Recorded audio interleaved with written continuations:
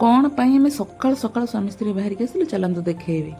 ଆମେ ଆସିକି ପହଞ୍ଚିଗଲୁ ବାବା କପିଳେଶ୍ୱରଙ୍କ ପାଖରେ। ସୁନ୍ଦର ପରିବେଶକୁ ଠାକୁରଙ୍କର ମହିମା କହିଲେ ନ ସରେ। ଚାଲନ୍ତୁ ମୁଁ ଦେଖେଇବି ଠାକୁରଙ୍କର ଦିବ୍ୟ ଦର୍ଶନ। ଏହି ପବିତ୍ର ଧାମରେ ପତିତ ପାବନକୁ ଦର୍ଶନ କରନ୍ତୁ।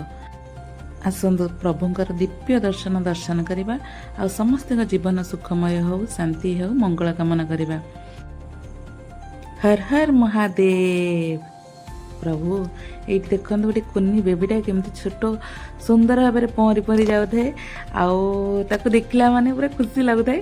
ସେ ପୁରା ପହଁରି ପହଁରି ଯାଉଥାଏ। ସେ ଉପରେ ଯେଉଁ ଛୋଟ ମନ୍ଦିରଟା ଅଛି ପୁଣି ଯାଇକି ସେ ମନ୍ଦିର ଉପରେ ଚଢ଼ିକି ପୁଣି ଡେଉଥାଏ ସେ ପାଣିକି।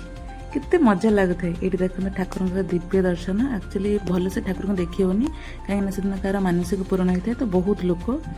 ଏଇଠି ଦେଖନ୍ତୁ ଠାକୁରଙ୍କ ପ୍ରାଙ୍ଗଣରେ କେତେ ଲୋକମାନେ ସବୁ ପରିଷ୍କାର କରୁଛନ୍ତି, ଯାହା ପରିଷ୍କାର ରଖୁଛନ୍ତି। ସେଠୁ ଆମେ ପଳେଇ ଆସିଲୁ ଅନ୍ତବାସୁଦେବ ମନ୍ଦିରକୁ ଅବଢ଼ା ପାଇବା ପାଇଁ। ପ୍ରଭୁଙ୍କ ଅବଢ଼ା ପ୍ରାପ୍ତି ପରେ ଆଉ କ'ଣ ଏହାଠୁ ବଡ଼ ସୌଭାଗ୍ୟ ହୋଇପାରେ।